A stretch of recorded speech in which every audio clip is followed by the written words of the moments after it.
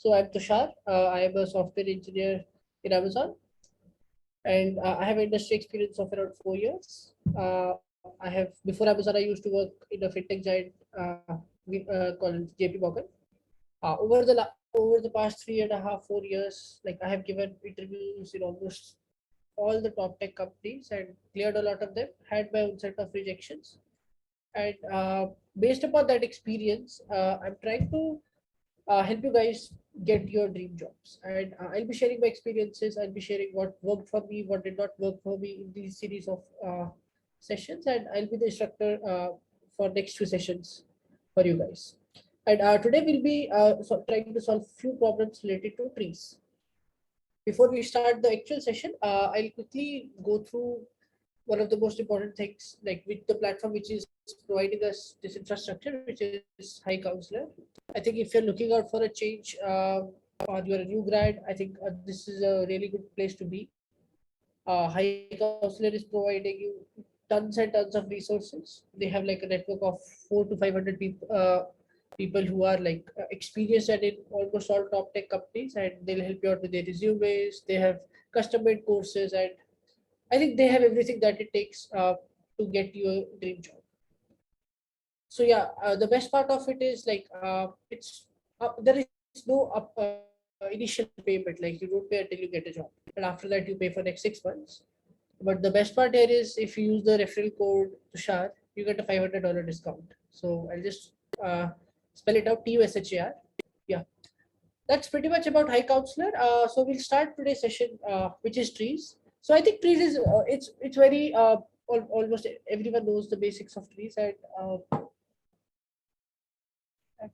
yeah, I think we'll try to solve a few standard problems, and I'm planning to cover trees in a couple of sessions. Today's session will be mostly pertaining to very trivial questions and very common mistakes that we do while we solve this. So this is one of the most important topics in interviews, and the best part of it is like there are not too many variations in questions, and we tend to miss out on these topics because they look like rudimentary topics or like something very at basic ones. So yeah, I think we'll solve the problems at any point. If you have any questions, you feel free to pick in the chat. I'll be more than happy to respond to them. So yeah, I think I'll quickly go through what a tree is. So I think just imagine tree. Okay, so let me. Okay, yeah. So just imagine a tree, something like a node-like structure where each node has a value and then it points to other nodes. Something very similar. I have a couple of images to this. Where there is a node and it's pointing to a couple of other nodes here, and it could be any number of nodes where the parent node could be pointing to. And if you see, like the very generic way of writing a node of a tree is something like this. I'll just write it down. Help you guys. So yeah, it's very simple. Like we usually write class node. Okay, I think something's messed up here. Okay, that's okay.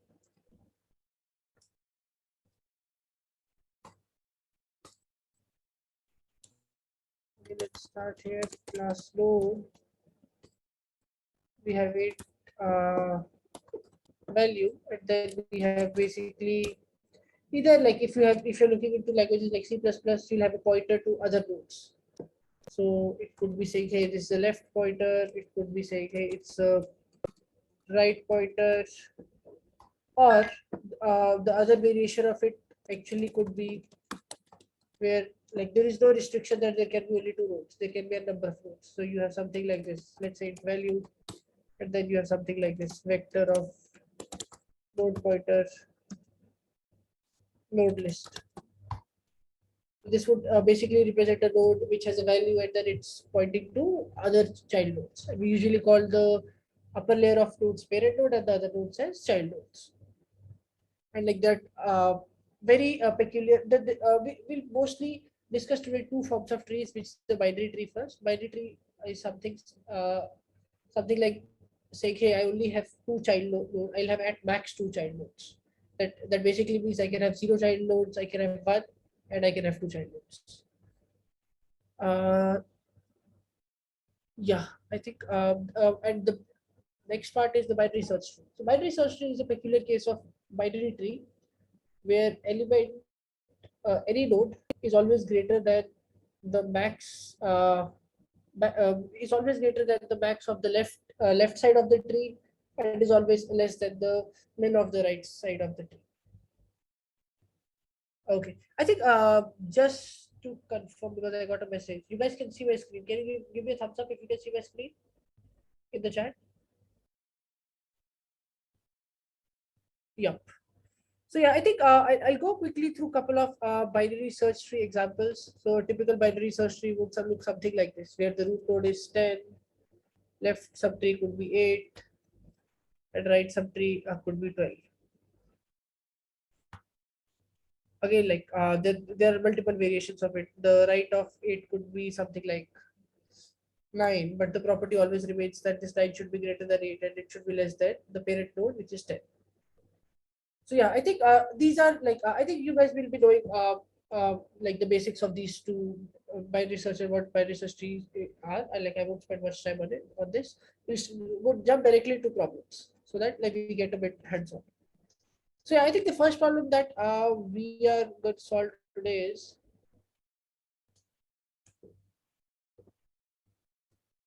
just second test. Yeah, now it works. The problem says, hey, let's find the kth smallest element in the binary search tree.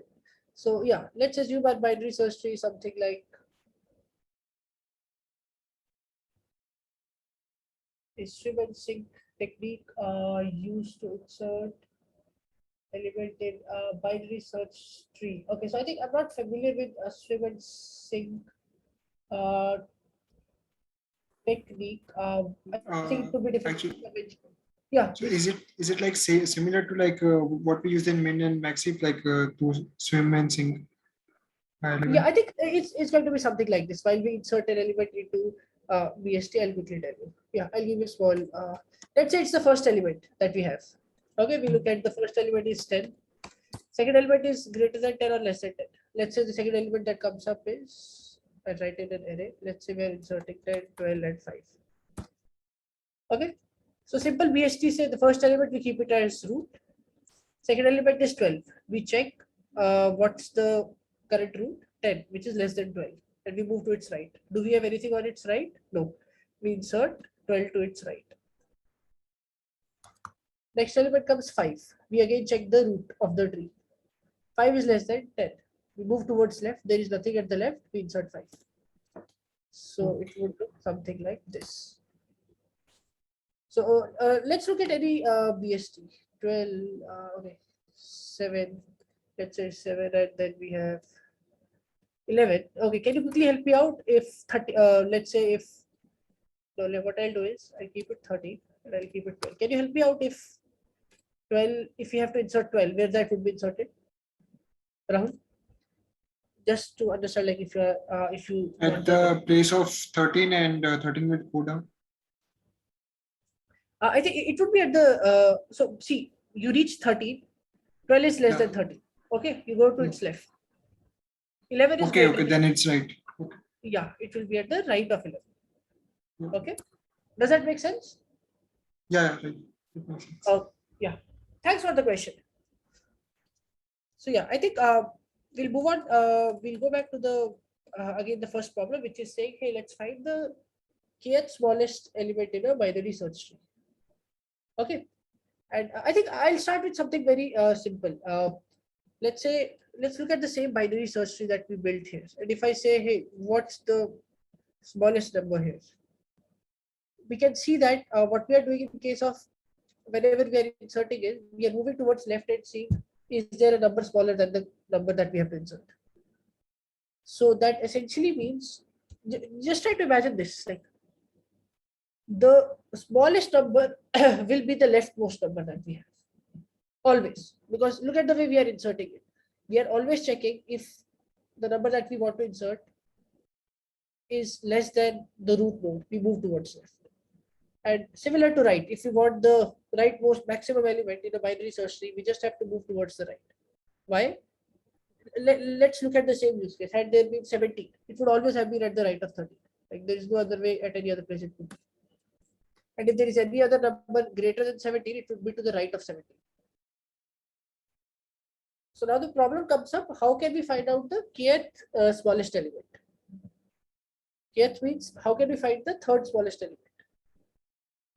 Which brings us to saying, hey, what are different ways we can do that? The first thing I always say, whenever you face any new question in the interview or like this is a pretty standard problem, but let's say someone has not heard about this. The first thing is the brute force. It says here smallest element in BST. What I can do is I'll traverse this tree k times.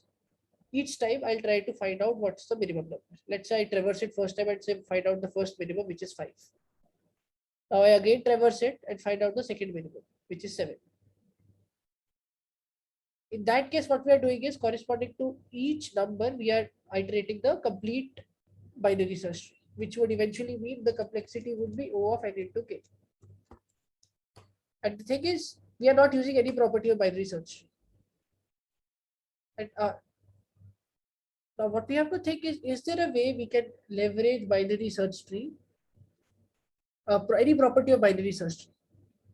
So I'll just quickly tell you how we can iterate a binary search tree. So there are basically 3 ways to. Prefix. Sorry? Yeah, Rahul? Pre-order, in-order, and post-order. Yes. So we can use the pre-order in this.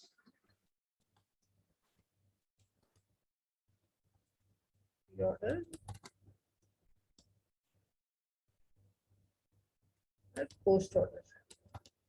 And I think what I'll do is, let's say for these 3 elements, I'll create a very simple binary search tree. Yeah. So here, what the best thing is, for each traversal, I'll just write what the output would be so that you get a clear idea of what that traversal does. In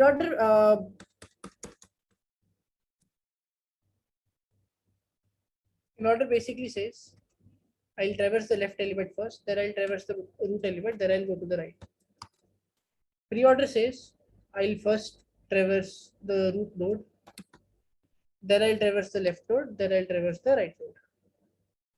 Post order says, I'll traverse the nodes first, left and right nodes first, then I'll process the root node. So these are the 3 traversals. And if we look at all these 3 traversals, we'll find out that in order traversal always gives the output in a sorted order. Let's look at this array. Okay. Let's look at this, the tree that we just built here. We try to build what would an in order traversal of this tree would be. We go to the root node, we go towards left, we again go to the left, there is nothing at the left. I'll quickly write how an in order traversal looks like so that you guys get an idea. Void what in order traversal.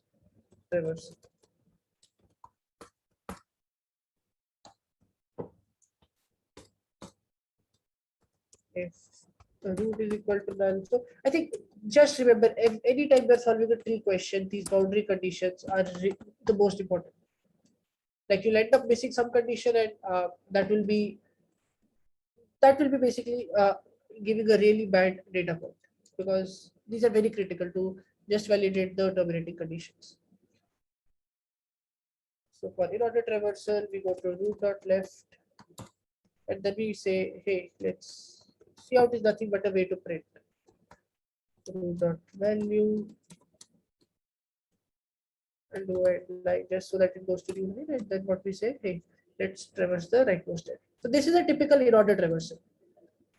Okay, and in order traversal, what would happen? I'll just quickly write what would happen in case of pre-order. In case of pre-order, as I just said, we first print out the value of the root. After that, we do left and right traversals. This would be a typical pre-order traversal. And in case of post-order, first we traverse. Okay, I think I did not write right here. Yeah. Right. And then we print it. Yes. So something like this. And if you look at how the in order traversal would be, we go towards left first of all. The left of 10 is 5. There is no left node to the 5. It returns null. We print root. which is 5. Then we go to its right. Right of it is 7. We go to again to the left of 7, which is null. Then we print 7. Then we go to the right of 7. There is no value. We again move back. We move back to 10 because you already moved to the left of 10. Now we move towards the right. And if you see, the complete in-order traversal would look something like this. I First would 10 would be suggest you printed. guys to, like, if you have any rough paper pen, or if just try to write in-order traversal of this tree. 5, 7, 10. Sorry? 5, 7, then 10, then 11. Oh yeah. Yes. So if you see, I think we got a very interesting property that says, hey, if we do order traversal of a binary search tree, it gives output in a sorted order. Now, is there a way we can try to use this property and figure out our solution to this problem, the kth smallest problem? Each time in order, we can give it a +1. Well, a variable with it, which will be like telling us the which smallest number it is. And Correct. whenever it is k, then we can print it out. That's perfect. I think we got into the really good solution that basically says, I think the first solution, let's take a step back. We'll move iteratively to the solution which you said, which is perfect. We already got the array. And let's say if we want the kth smallest element, we'll just say if k is 5, if let's say this array is equal to this, what we'll do is we'll say array of 4. If considering it's a zero-based indexed array. Okay. So this is the first way. What we can do is something like this. We have a vector sorted data, and what we do, sorted data, we do root dot value, and at that whatever output we require, we just say, hey, sorted data. If you require kth, we say, hey, sorted data dot k minus 1. Okay, but the issue with this approach is we are using extra O of n space in the worst case. Why? We are already storing these elements in this node, but what we are doing is we are also storing their values in this array. And there is a way we can better this approach. The best way is which you just suggested. We try to write something like, I just move it down to the next function. Yeah. What we do is we try to pass something like, hey, int current position, current sorted position. It starts with 0. Let's say if you require, and what you do at each point, whenever you are printing the root value, you say, hey, I'm going to update this. Okay. And whenever the output says, whenever this current sorted position becomes equal to k, you just print the value of root and then return, because you want to break the root. There are two good parts of the solutions like this. The first one is, as soon as you find a value, you can actually break the loop. Let's say if you find it in the first step, you don't need to traverse the rest of them. And any of these traversal basically form O of n complexity. So this problem we have actually solved it O of n complexity. Now, I always say any problem that you guys solve in an interview, that's not solved until you explicitly mention what's the complexity. It's okay, as I said again, going by the brute force approach and mentioning n into k, then we use a space with O of n until we have not reached the most optimal one. And this is when we say the problem is complete.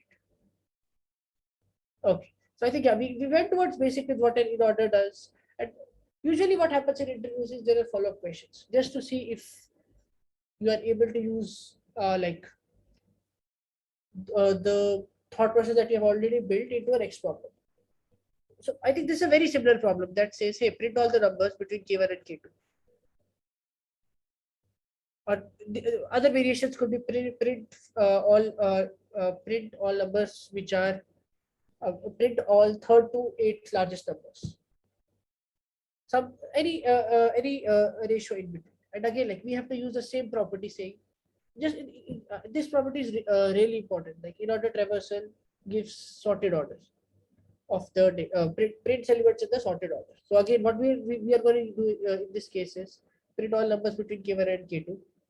We'll use, I'll just try to, I'll copy paste this code because this is pretty much rudimentary, and it's same also. So yeah, I just copy paste this code so that we can move on to next problems. Let's say in K1 and K2 are already defined. What we can do is something if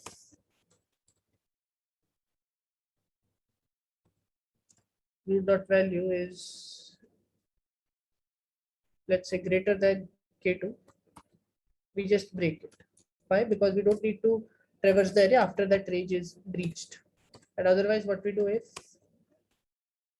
the root dot value is greater than K1 and the root dot value is less than K2, we just print the numbers.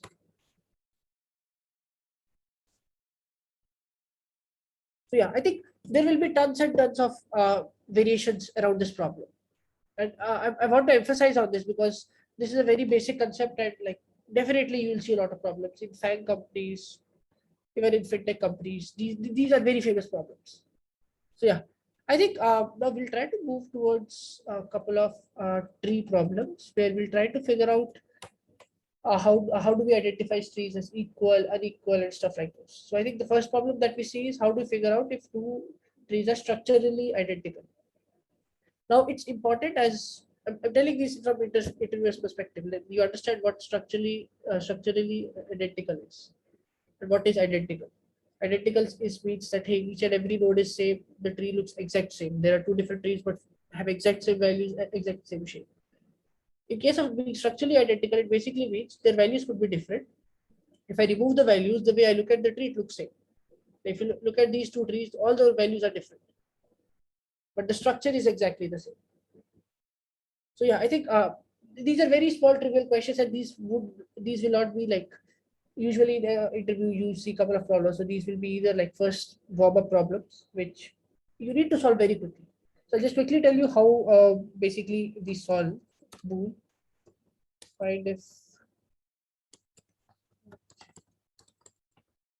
if you already know the solution, it's okay if you write in the chat so that we can discuss. If you have any other approach, also that's totally fine.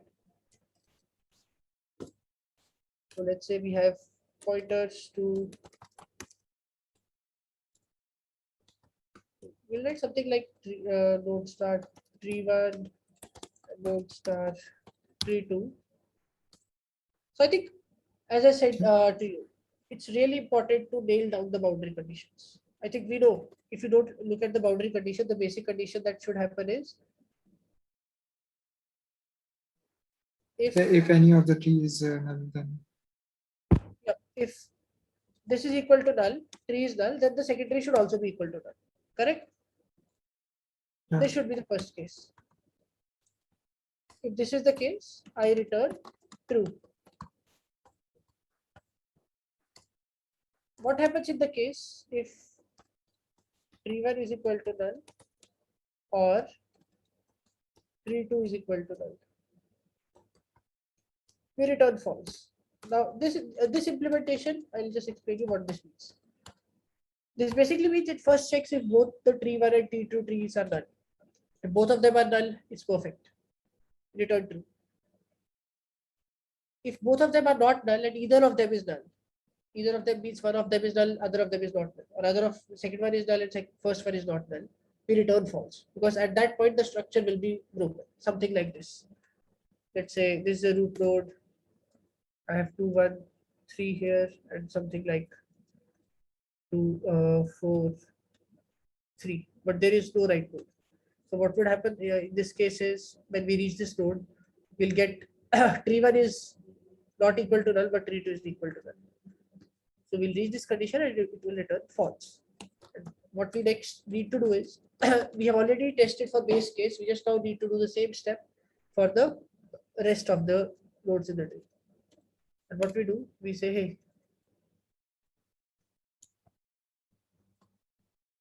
tree1 dot left, right? Okay, tree1 dot left, tree2 dot left. We follow the same approach and say, hey, the left node should also follow the same, as well as their right nodes should also follow the same property. So my intention of giving this problem was like, this is not a very challenging problem, but if you look at the pattern, what it does, it figures out what is the boundary condition, it figures out how we solve this problem for 3 elements, and then recursively does that all over again, which is a very common pattern in trees, and you'll get a lot of questions very similar to this. And move on to the next problem. Yeah, I think just feel free to interrupt me if you have any questions. Yeah, I think the next most important problem that we see is what's the height of the tree. So height of the tree is defined as, I'll just quickly tell you, if I move height of the tree, something like this. How many levels do I have to pass? How many levels are basically between the topmost element and the bottommost element? So for this, we'll say height is equal to 2. So if I have to reach 3 from 2, first I have to go left and then I have to go right. So what's the best way to find the height of the tree? Let's look at a couple of trees here. Even for this tree one, the height is equal to 2. I think and this height is sometimes like the definition of height in interview, sometimes you can easily discuss with the interviewer. Like sometimes interviewers say, okay, consider this height as 3, which is perfectly okay. Like it's just a convention that it's up to you that you can follow. Let's look at the tree that we created initially. What's the height in this case? 1, 2, from 10 to 13.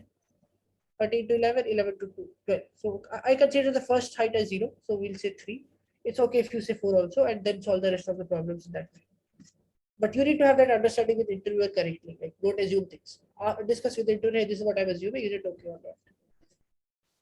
Okay. So yeah, I think again, like the height of the tree, if you basically see, we'll again try to solve this problem for the three elements. Let's look at 2, 1, and 3.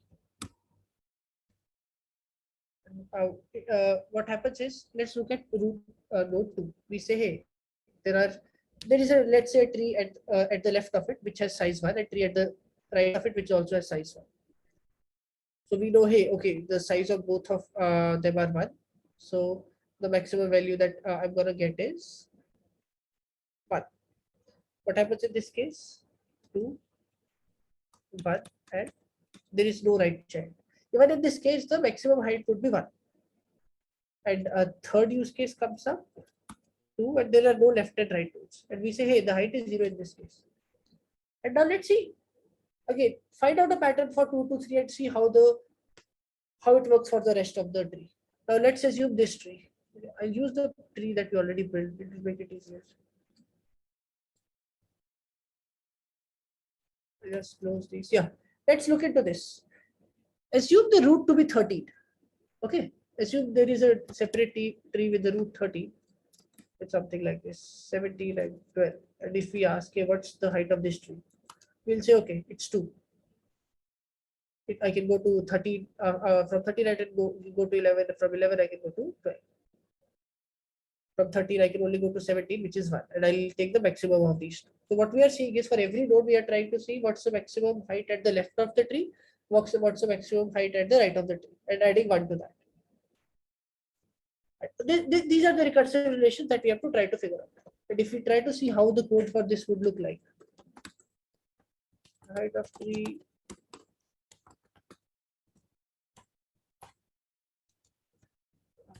so yeah, I think again, like I'm just mentioning it all over again. If root equal to null, it's important. You cannot miss this boundary condition. So what we say, hey, let's find out left max height, which says let's find out what's the max height at the left of the tree, which is nothing but saying, hey, the same function we use. And okay, pardon for the spelling. Left, and same we'll find out for. We have to add +1 in there.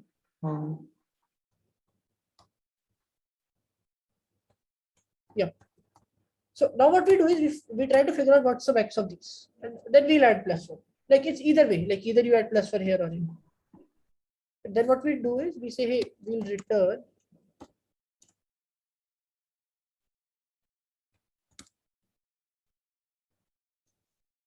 Why +1? Because this root itself adds some new value.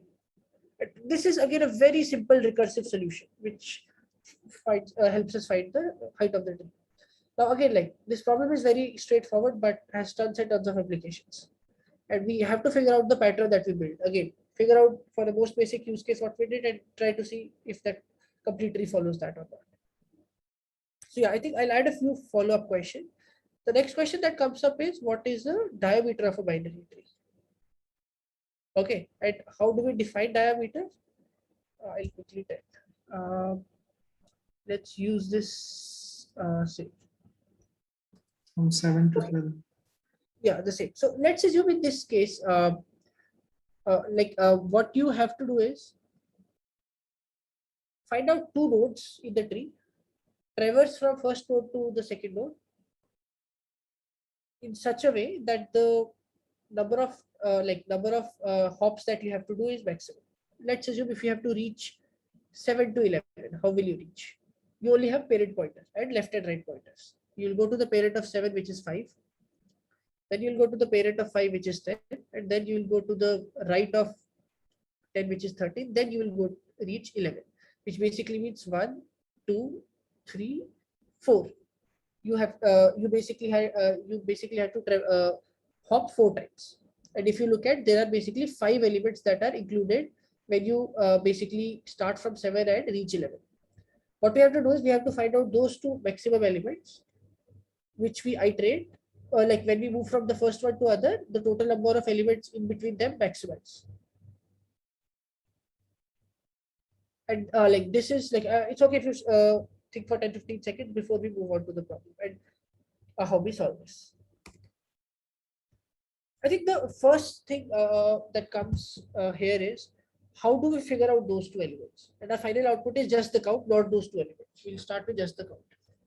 And then the first problem comes up with, how do I figure out what those two elements are? Are they always going to be leaf nodes?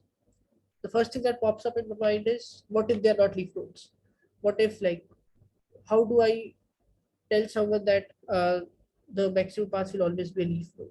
Difference between two leaf nodes. Could it be like difference between two non-leaf nodes? And There no will other. always be a next node to the leaf if it's a parent node. So it will always be a leaf node. Correct. And like you have to mention like it's these things, like why you went with that sort of approach, which is perfectly correct that you said. If so, I think we call this something called proving by contradiction. So what we say is, let's assume we find a maximum with two nodes which are not a root node. If that is true, that would mean that there would be no other path which gives that, which gives more answer than that. But for every non-root node, we already know there is a node to either left to it or right to it, which basically disproves our initial hypothesis. And then we say by contradiction, we can say it always has to be a leaf node. So yeah, but I think this is the first observation that we have in this problem.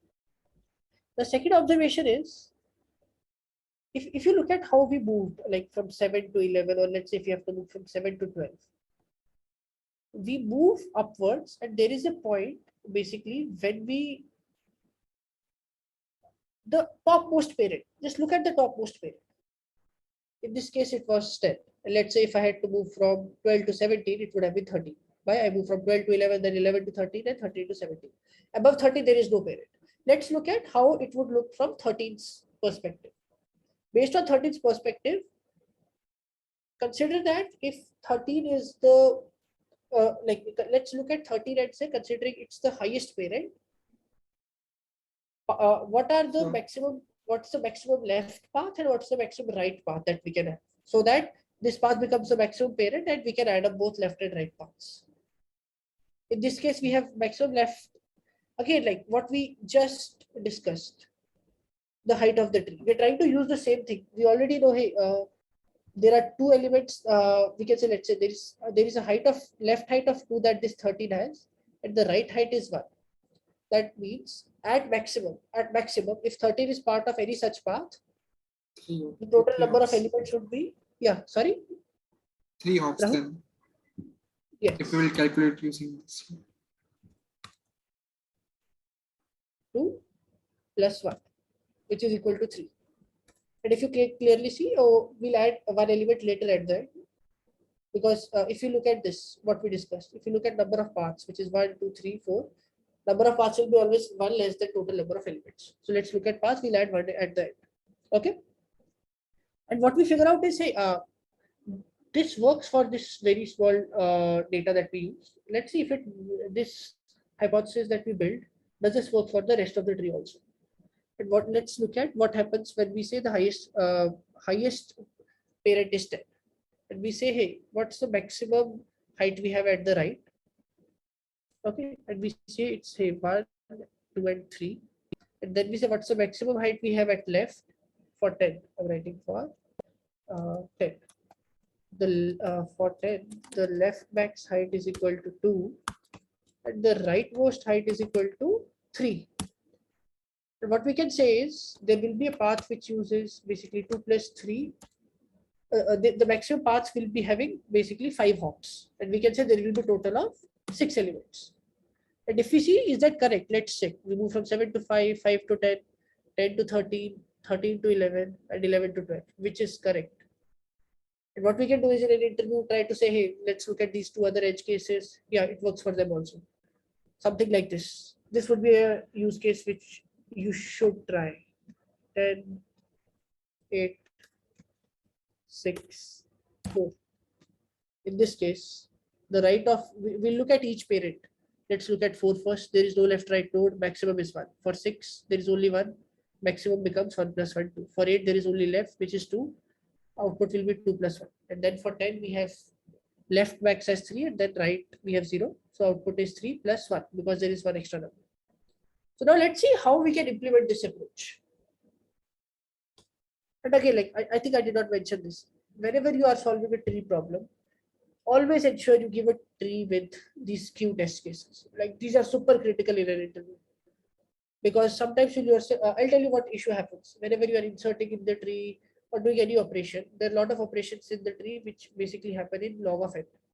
Like the insert we discussed. If you look at, I'll go quickly, just try to go step back here. If you remember the insert operation that we discussed, at every time we are discarding the one half of the array. Like when we said, if you have to insert 15, we either move to the left of 10 or right of the 10, which basically means we are either discarding the left part of the tree or the right part of the tree, and the complexity becomes log n of insertion. But what happens in cases of skew tree is, I'll give you an example here itself. For this tree, if I have to insert 2, I have to traverse through all the elements, and the complexity becomes log of n, O of n, sorry. So these test cases are super critical while you're solving any such problem. So yeah, I think let's look at binary, so how we'll calculate the diameter of tree. Again, we have something like node star root. Okay, so I think what we'll discuss quickly. Let's try to write the pseudo code for it. Like pseudo code is basically when we are not sure how we implement it, we try to figure out, is there a way I can what's the algorithmic approach to solve this? So basically says iterate through all the elements, and what we discussed, and for each element find the left max height, HEI height, right max height. Correct? Yeah. Yeah.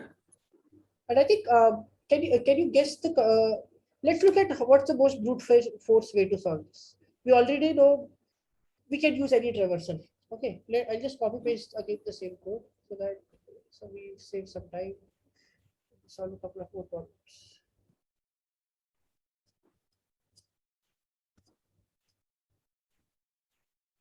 Okay, let's see. That has some basic issues. I don't know how that came, but yeah. Let's write something like this. Okay, let's put integer here. Let's say root. Again, very critical condition. If root is equal to null, break Oh, sorry, not break, return. So we get the return 0. Otherwise, what we're going to do is, let's find out the left height. Okay. And assume that we already have a function. We build a function here to find out the height of the tree, correct? Let's say we'll reuse this function. Height of the tree. Let's say, let's find out what's the left.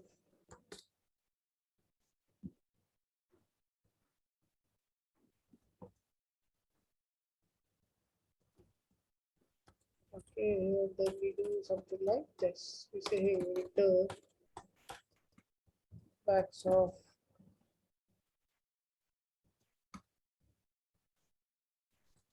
plus 1. Correct? You have This to would look return the like sum of the right yeah. and left. Sorry. My bad. Yeah. I have to return this. Yeah.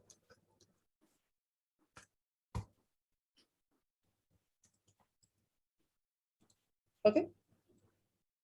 Wait a second. I think we missed one point. Sorry. Okay, somebody is joining. Let me add.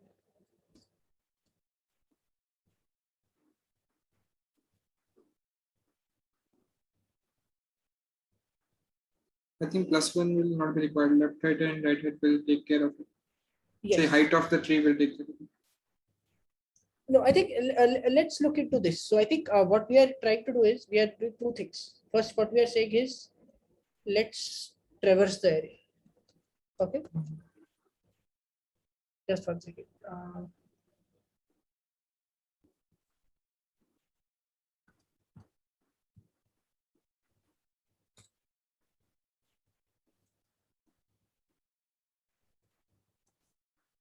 What we can do is we'll keep this void and basically update the values. So what we are basically saying is instead of returning, we'll simplify it and say, let's say max diameter, which was initially 8 diameter. Yeah. So what we're basically saying is equal to max of left height plus right height plus 1 comma max diameter. So yeah, I think we need to add 1 here because if we are at the root and left and right, 4 and 5 in this case. So basically it says from left we'll get a value of 1, from right we'll get a value of 1. But final would be, but no, it's okay. Like we can, even if you don't keep +1, at that we can go +1. So can you tell me what's wrong with this approach? We have to use traverse again. We have to traverse 2 times Correct. for And the what would height be the and complexity if we say of this approach? Yeah, it would be n square. Because what we are doing is for first we are traversing each node, and then for each node we are trying to find out the height. Now, what we try to do, is there a way like we don't do that and use the height feature to figure out, or use any sort of iterative way and figure out, hey, what's the maximum diameter? So what I'll do is I'll copy paste this height code and let's see if we can try to make some manipulations here. Okay. So again, the problem is something simple. We'll update the max diameter value. If we closely look at the height of the tree, what you'll realize is we already have the left max and right max height here. Correct? Yeah. And what we are returning here is every time the max of left max and right max, which is basically returning the height of the tree. But if you look at what we were doing before, we can reuse the whole feature and say, hey, just let me update the max diameter as soon as I get the left max height and right max height. Correct? What are the pros of this way? The pro of this way is we are doing the same thing, but instead of O of n square, now we have moved to O of n. And again, as I said, in an interview, it's totally fine to start with this approach and move over to this. But you have to figure out why O of n square would not work here, because you have not reused any property of trees, and you're almost doing the same operation. So I think this is where we have to move our thinking away from brute force to a good solution. And this is in an interview like that adds to a data point. It's okay to give initially the perfect answer. It's also good you have a brute force and quickly move to this solution. You explained initially it was n square, now we are O of n. But I think you had really good data points that you have strong hold over data structures. Yeah, I think you'll have a lot of problems like these that you will be facing. And again, I would say, I'm repeating this point again and again, like always ensure to test all the skew test cases. Like I'm not testing all the test cases because the intention is just to go through few problems, but in any interview, all the skew test cases you have to test and show the interviewer that my algorithm works for those test cases. Uh, Tushar, I had one doubt. Like, I'm not very good with pointers. So, Okay. what I wanted to know is like, whenever we are taking inputs for forming a tree, so how should we go to like how to create nodes? Because whenever a pointer comes, I get confused like how to create a tree. Okay. Okay, we have 10 minutes. What we're going to do is I'll cover a couple of problems and we'll create a sample tree. Is that okay? Yeah, sure. Yeah, I'll 5 minutes. I try to cover a couple of more problems. And we'll definitely at that spend 5 minutes where we'll go through the online tool and try to build a tree. Is that okay? Yeah, sure. Okay, yeah, that's a good question. We'll just build a tree. Yeah, I think the next problem it's basically saying how to figure out if two trees are symmetric. Like it's something if you have a mirror in between the left and right subtree would look exactly like mirror images. And here, like if you just visualize it, you'll be able to figure out that. We can use structure identical in left and right side. Correct. I think we will directly use something like this. Rule is symmetrical. Don't start tree. Don't start tree one. Okay, and something like this. If the initial conditions would be same, I won't be adding them for the sake of time. But the crux would be something like this. We have to return is symmetrical for 3 comma left and 3 1 comma right, and then reverse them. So to ensure that the left trees are also symmetrical and right trees are also symmetrical. Right and left. And the initial conditions I'll write so that there is no confusion. It's again something like this, what we reused. If tree is equal to null,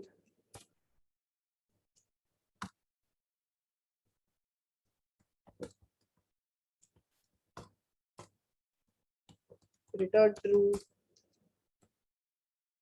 If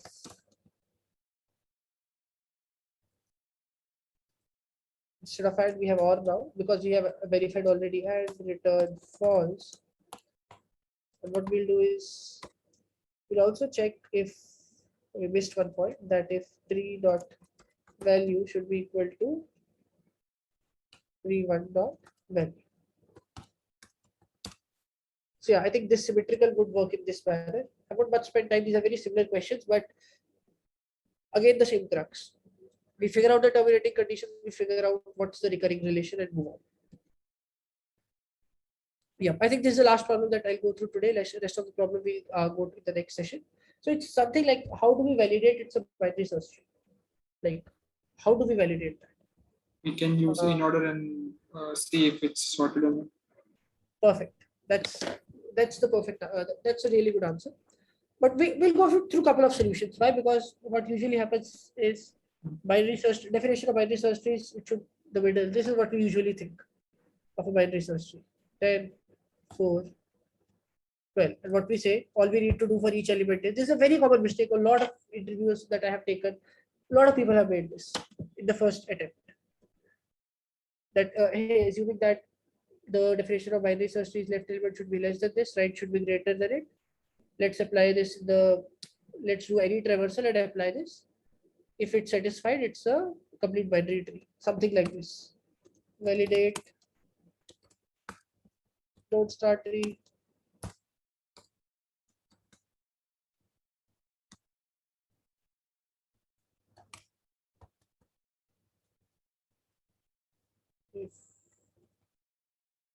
tree equal to null, we return. Okay, and it's something like again the same thing. What you basically do is, if I'm assuming the left values are there, I'll not add the completely tree dot left dot val is greater than tree dot val, or tree dot right dot val is less than tree dot val, return false, something like this. Which intuitively sometimes it looks, hey, yeah, this is correct because we are following this property. We'll do this for all the elements. Any traversal we'll use, but it's important to know that this does not work, and we'll see why this does not work. Tree dot left, and then we have something called tree dot right. Why? Because even if we try to follow this property for each node, even then the tree, there is a very good chance tree is not a binary search tree. Something like this. 6 and 15.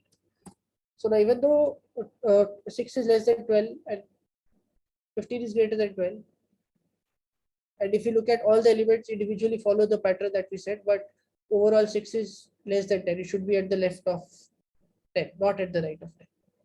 So this is a wrong approach, and what we need to figure out here is that exact definition. Definition is really important. Is not that the leftmost element should be. The maximum of leftmost subtree should be less than the node, and the minimum of the rightmost subtree should be greater than the node. That's the exact definition. Now there are multiple ways to solve it. First one is the in-order traversal way that we just discussed. We do an in-order traversal if all the elements are in the same. If all the elements are in ascending order, that means it's a it's a complete tree. Otherwise, it's not. How do we do that? In-order traversal. This was the code that we wrote for in-order traversal. Where is this? Yeah. What we do, we keep something this sorted position, or what we can do is we can keep something like in previous element. Start with int win. Okay.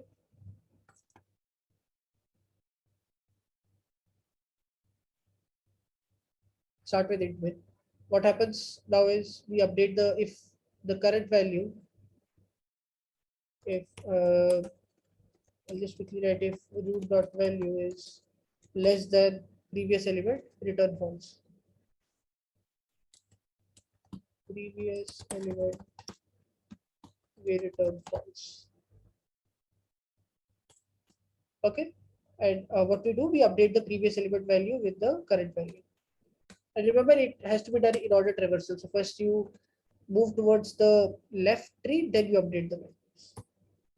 So these are the two ways that we can. This is the first way. Another way that we can solve this problem is where we try, as I said, if you look at the exact definition, if we keep track of the minimum of the right subtree and maximum of the left subtree, I'll quickly write the code and maybe you guys can have a look at it later and try to figure out how this happens.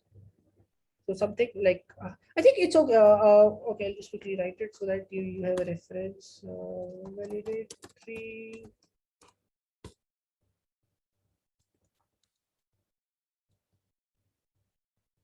What we'll do is say it min and max.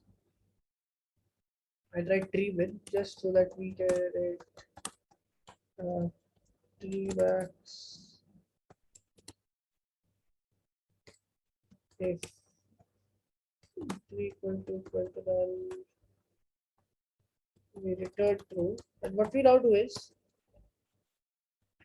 if I'm not adding, if just let me add all the conditions. If tree is not value is less than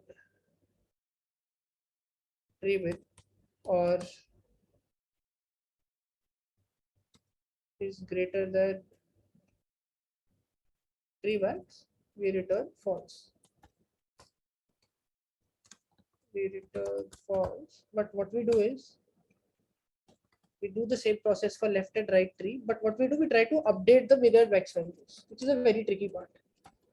We say, hey, let's go to the left subtree, let's go to the right subtree first, and say, hey, when we go to the right subtree, what happens is let's say at 12. I know 12 should be always greater than 10. So what I do, I update the tree dot value with min value. At the max is still the tree max. And what happens in the cases of leftmost tree is I move towards the left, and then what I say is a tree dot val. Tree will remain same, but tree val updates. Why? Let's say you look at 4. When I move from 10 to 4, I know all the elements below or in the subtree starting from 4 should be less than 10. So what I do, I update the max value. So this recursively would also work. Have a look at this solution at once this session is over. And any questions, I'll be more than happy to answer you in the next session. So yeah, I think we have a lot of problems to solve here, and I'll have a separate session for trees, where we'll try to solve more harder problems.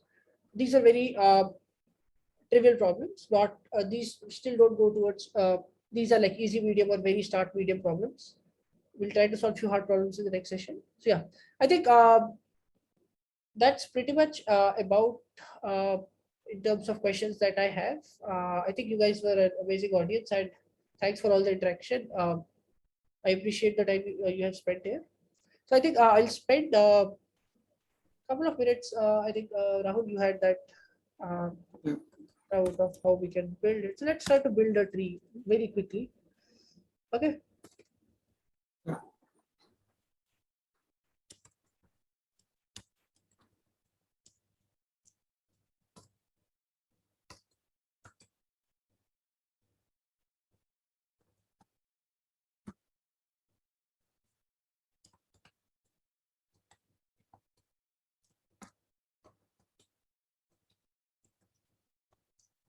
Okay. So this is I think let me run this. Okay, wait a second. You are able to see my screen, the code that I'm compiling or not? Yeah, I can see. Okay. Yeah. So what we'll do, we'll try to build a tree. Tree here. Say something like 2, 3 is equal to. We have to make change at 15 and 16. Okay. Yep. While this is updating itself. And what we'll do is we'll add a void in order traversal also. Okay. So that we have quickly if On 15 and 16 also we have to update. Tree value. yeah. Sorry. On 15th and 16th line number, tree should be like in capital D. Yeah. So in order, what we quickly do is move root towards left. We see out a root dot value. I prefer to add deadline. It becomes okay. Not a deadline. Okay. So yeah, so this basically will be the in order traversal, and let's try to build this tree. Tree dot left is equal to done. Tree dot right is equal to. We can do this by constructor also. Do this like this only. Tree dot value. Okay, I think.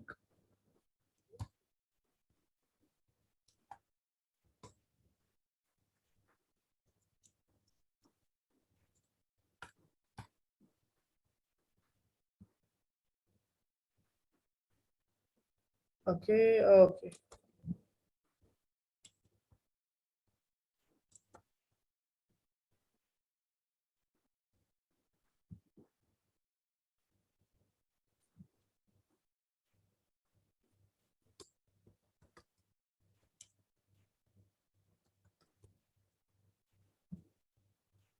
Yeah. So what we'll do is let's try to add. The building tree becomes like very challenging. I'll tell you why. Because you have to manually start adding elements. Okay. So what we'll do is tree left, which is basically nothing but a new tree with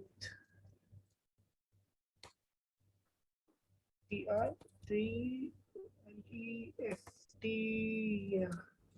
So something like this.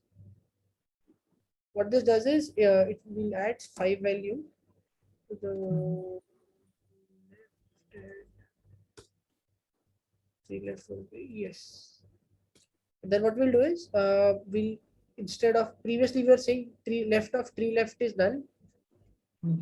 What we'll now do is say, hey, no, 3 of left is equal to 3 left.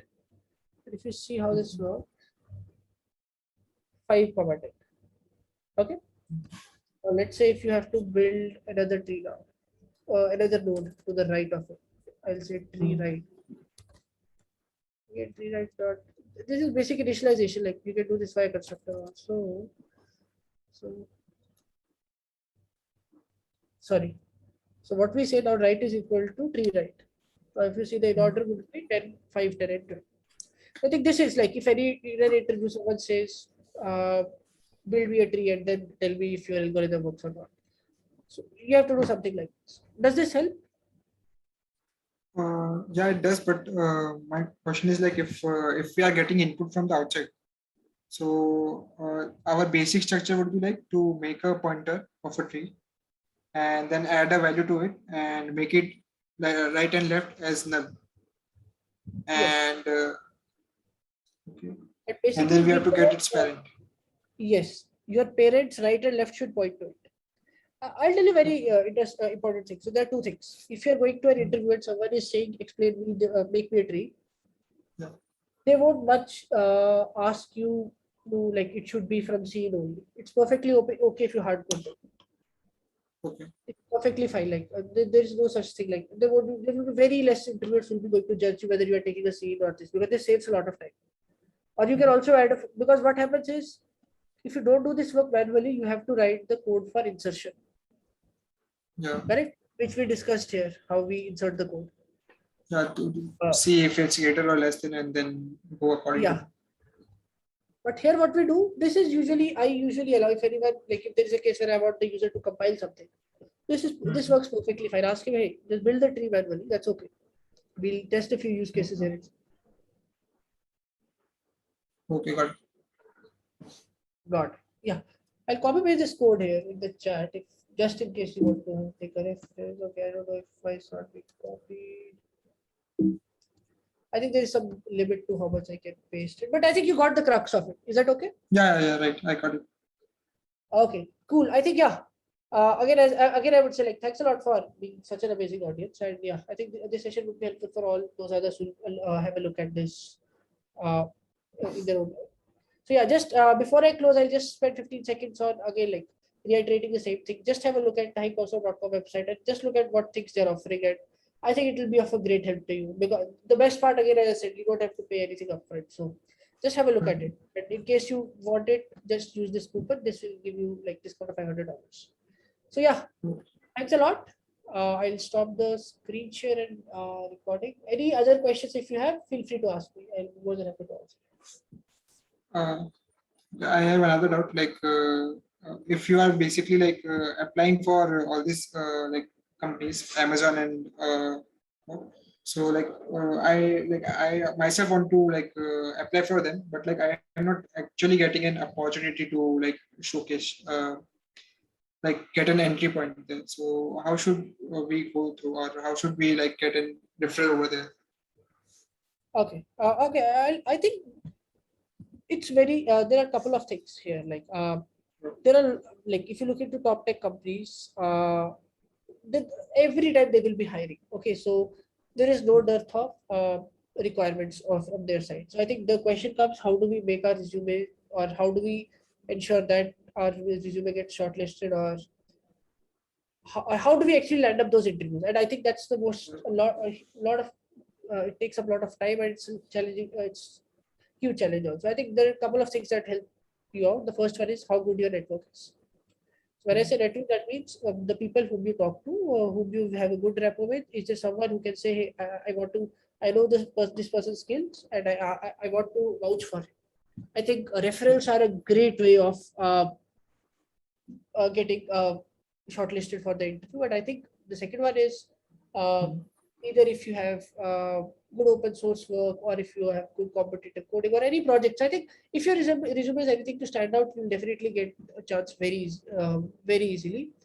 And second is referrals. Like I think just look at the people who work there, cold emails, cold LinkedIn messages. I'll tell you, a lot of people message me, and I have also messaged while I used to look for interviews. Cold messages do work. Tell them this is what I have done. I have prepared like this. Uh, Please refer me. So yeah, I think if you try to do these 2-3 steps, you will definitely land interviews. Now, what mistakes you could do in an interview? I had a previous session on that. It was on this Tuesday. So if you look into HiCounselor by course curriculum website, just go through those. Like just try to ensure that before the interview you have a look at that video. Okay. And yeah, just and like my personal opinion is do have a couple of mocks before you have any interview so that your nerves calm down. Helps a lot. Okay, cool. Yeah. Thanks. Thank you. Thank you. It was a wonderful session. Welcome. Okay, bye. Bye.